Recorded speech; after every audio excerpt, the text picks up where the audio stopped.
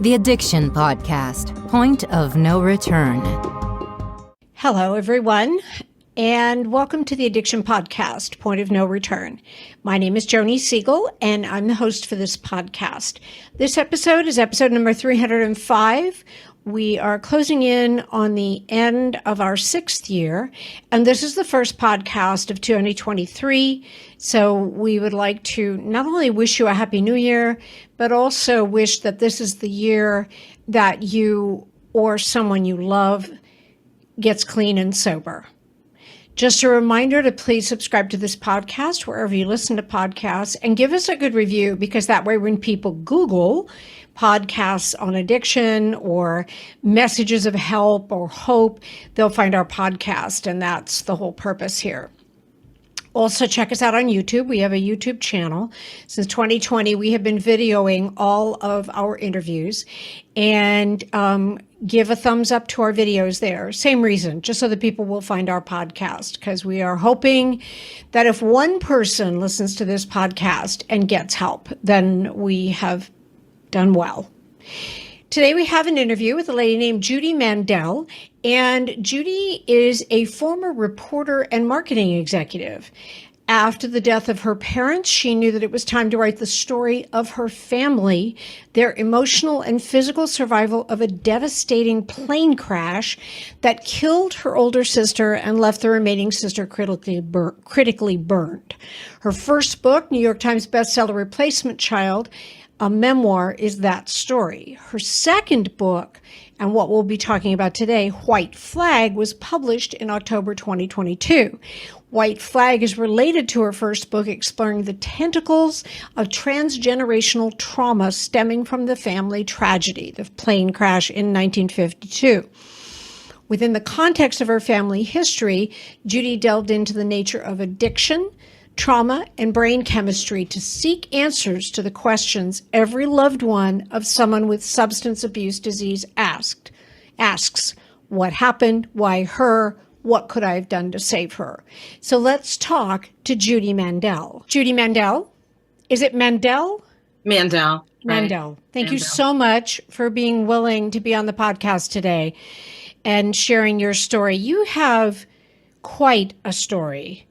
Touch a little bit on the background of your family. Obviously, we want to talk about, your niece and her addiction and some of your thoughts on how that came about. But there's a backstory that I want you to talk about, because I think it's relevant.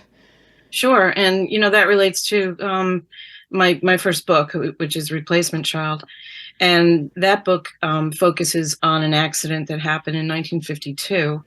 In Elizabeth, New Jersey. It was actually a string of plane crashes that happened between 52 and 53. In a matter of like 8 weeks, there were 3 crashes. This was the second of the crashes, and it crashed right into my family's home. It took off the top of the apartment building that they lived in, and dumped jet fuel into my mother's kitchen, and everything was ablaze. And so my mother saved 3 people that day. She saved her mother, who lived with her. She saved a girl who was visiting my other sister, Donna, who passed away in the fire, and saved my sister, Linda, who was only 2 years old at the time, rolled her down the stairs, to put out the flames and out to the front door. And Linda is the mother of Cheryl, who, I write about in White Flag. And in researching, the complexities really of substance use disorder, transgenerational trauma, popped out at me as, certainly we have that in our family. This was a trauma that visits the whole family. Yeah. And certainly Cheryl, was the recipient of a lot of that. And so she was badly burned in the fire, correct? My sister Linda was badly burned. Linda is the mother of Cheryl, right? Yeah, badly burned. She was in and out of hospitals really her whole life. So she had a tough, a tough struggle, and you don't get away unaffected by that in the family. No, because I would imagine that she she needed to use painkillers as well. Linda did, I would imagine. Yeah, I don't know that she had an issue with painkillers, but I know that she did have to use them for, yeah, you would have to. Yeah. So what do you think, or when did Cheryl get started on drugs, as far as you know? Very early, in her early teens, maybe as early as 13, 14. I know she went to a rehab at that age. Oh my goodness. So it started very early. And, that's what I found was, one of the other complexities of this is brain chemistry. And the earlier that someone starts, the harder it is to reverse that brain chemistry. That's right. So that was, against her as well. Yep. That was a tough part of it for her. Was her relationship with her mother okay? I mean, I thought they had a very good relationship. Okay. I know, my sister tried everything she could think of to help her daughter. And at that time, we talked about tough love more than we talk about harm reduction and, helping people where they are, which I'm hopeful that we talk about that more now. Right. And it's more available, medically assisted treatment and counseling and social services help. But, so I know they did have a good relationship. And when Cheryl was well and not using, they were very close. They were very close. Okay, so when you look at why you think she got started, is that kind of what led you to the whole transgenerational trauma? That, and I did discover there was sexual abuse in her childhood from a stepfather, which is, very indicative of, going to substances. Yep. And so she was diagnosed with depression when she was in prison. And wasn't treated for it for many years. So it was a lot of different pieces to this, really. And if you don't find the underlying trauma, like the sexual abuse, what's the point? I mean, you need to address what the drugs are trying to cover, or what she's trying to cover or mask with the drugs. And I would imagine, if I had that sort of trauma in my childhood, want to mask it, get away from it. Do you know what I mean? It feeds that sense of worthlessness. Yeah. Which I always, even as I was writing to Cheryl when she was in prison, every letter, said, I don't deserve, I'm not worth this, and I tried to counter that, of course, with my letters and, calling. But there's only so much you can counter without, real treatment. And she didn't get that. You are listening to the Addiction Podcast, Point of No Return. For more information on the podcast, or to reach out if you have a story you would like to share with us, go to our Facebook page by the same name, or you can email us at theaddictionpodcast@yahoo.com, or go to our website, theaddictionpodcast.com, or call us at 727-314-7080. And please remember to subscribe to our podcast wherever you listen to podcasts and give us a 5-star review. Sometimes, the hardest thing about getting someone into recovery is getting them to agree to treatment. Bobby Newman, a certified drug counselor with 30 years experience and an over 85% success rate as an interventionist, has created a series of 12 videos that you can use right now to learn every step to get your loved one to agree to treatment. Call 866-989-4499 today. And say the word podcast to get a 10% discount. Or go to newmaninterventions.com and type in the word podcast for a 10% discount. This service comes with a free 1-hour consultation with Bobby. Right. She didn't get that. So she did rehab when she was very young. And then do you know what drugs she was on? Oh, she started, I think, with crack. Oh my goodness. Okay. But, toward the end, I think it was anything. Okay. I really do. There was heroin, and she was in Louisville, Kentucky at the time, and this last episode of her life, and it was a mixture of heroin and fentanyl, which was, very prevalent right then in the end of 2016. This was right in January of 2017. So it was very prevalent. People were dying in droves from that. Right. Okay, so she went to rehab, and then she ended. How old was she when she ended up in prison? 40. 40. Okay. 40. I do believe that now that I find out a little more every day, I have to tell you, because I'm now in contact with her sister, which we were not in contact while I was writing the book, that she had done stints in jail before for Okay. various things related to drugs. Okay. Okay. And then what ultimately happened with Cheryl? Cheryl passed away in 2017 of a drug overdose. Okay. After a couple of years out of jail. And yeah, that's what happened. I'm sorry. Yeah. I'm sorry that happened. Well, thank you. Thank you. And I say that to, get that out of the way, and not to say that there's no hope for people, because there is. And there's much more hope now that I'm finding. I'm in touch with some different organizations, and there certainly is more on the horizon that is accessible to people. And, though it takes work to find it, I think the difference in attitude really changes towards people with substance use disorder, and letting them know you love them and that they are worth help. Right. Worth being helped. And I think just even listening to what they have to say and getting them to talk about what's happening with them, because obviously with Cheryl, if she had, but because she had sexual abuse when she was a child, I mean, that's heavy duty trauma. Not even going into what her mother experienced as a baby, but that's heavy duty trauma. And if she doesn't feel like she can talk about it, because, typically there's an aspect of that where you're not supposed to talk about it and you're threatened if you talk about it. It has to be hidden. That's a tough I talk one. about another trauma in families is silence, the trauma of silence. And I think that, certainly even in my family growing up, we didn't talk about that accident. We didn't talk about the problems my sister had with scarring. She was very badly scarred. We didn't talk. And so we didn't talk about this either.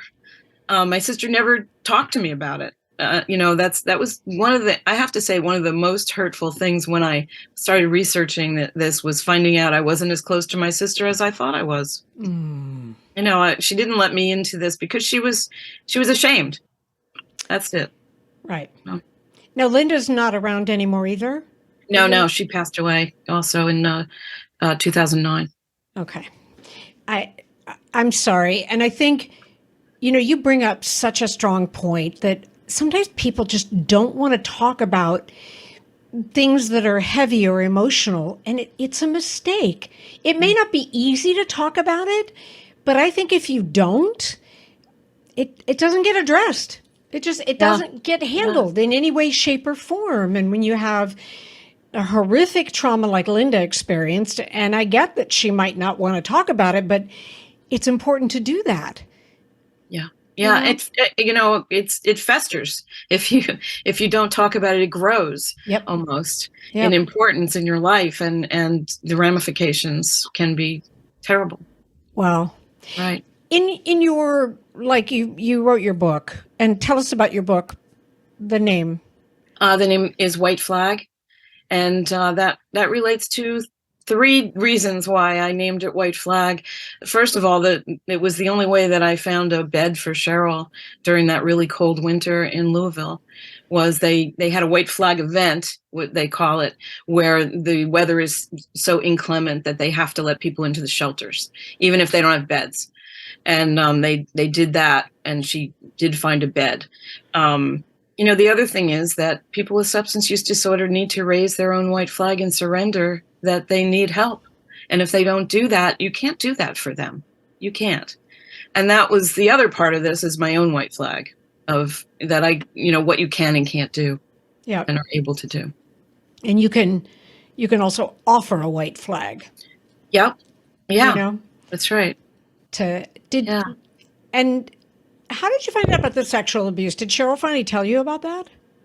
I found out definitely from her father in talking to him about everything. And he let me know about it. And that my sister actually had this husband at the time arrested for it, which I never knew. Never knew that. So it was verified. It was something like, in the wind, like maybe this happened, I'm not sure. Cheryl would never talk about it. Right. And so that was the only way I really verified it. Understood. When did you write your book, White Flag? I wrote it between 2017 and it just came out in October. So it took me 3 years, about 3 years. Okay. And was it Cheryl's overdose that prompted you to write it? It was. I had all the same questions that everybody has. Why did this start? Why couldn't she stop? Why did so-and-so's son or daughters be able to stop and Cheryl couldn't? I know she wanted to. What happened? And that led me to a lot of research and reading and understanding about brain chemistry, epigenetics, transgenerational trauma, and dual diagnosis of, depression not being treated. Yep. And you bring up a point that I have said many, many times on the podcast in terms of brain chemistry, and that is that when someone starts on these drugs, they're basically playing Russian roulette. And I may be able to try a heavy duty drug and go, yeah, I didn't really like it that much and not do it again. And someone else does it and thinks it's the best thing ever, and they're off down the road of addiction. And it's Russian roulette. It really is a game of chance as to whether or not you become addicted and how badly you become addicted and what happens after that.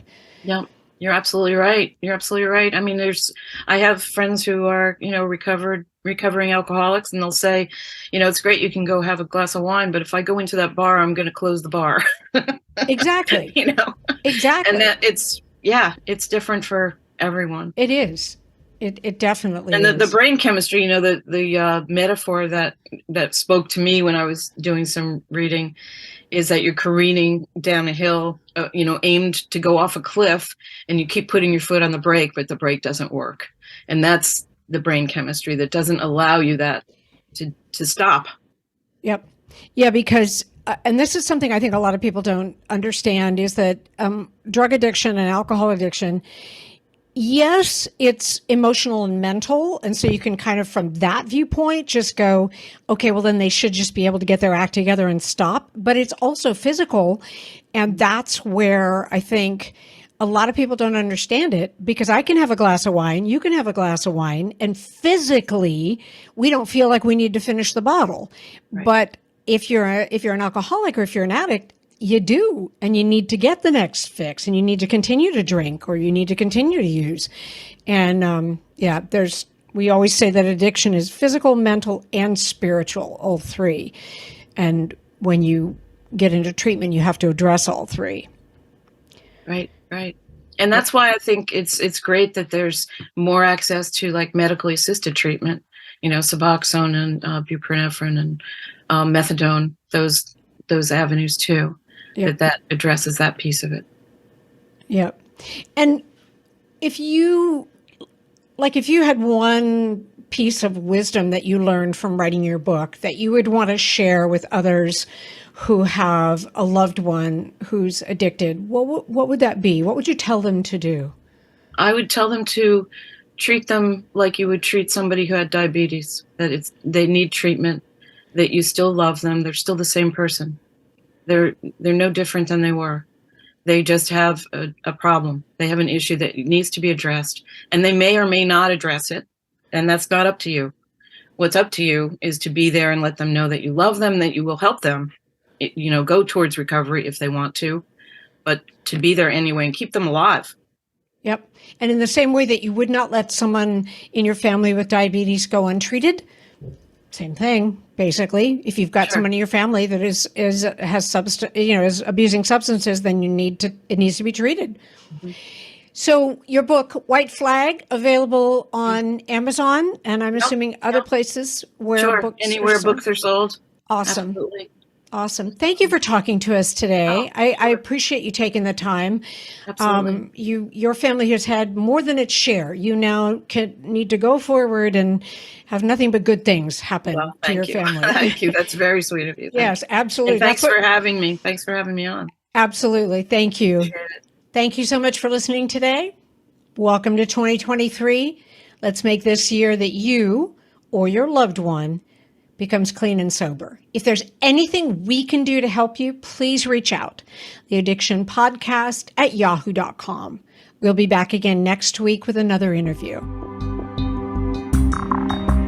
You have been listening to the Addiction Podcast, Point of No Return. For more information, reach out to us on Facebook or go to www.theaddictionpodcast.com.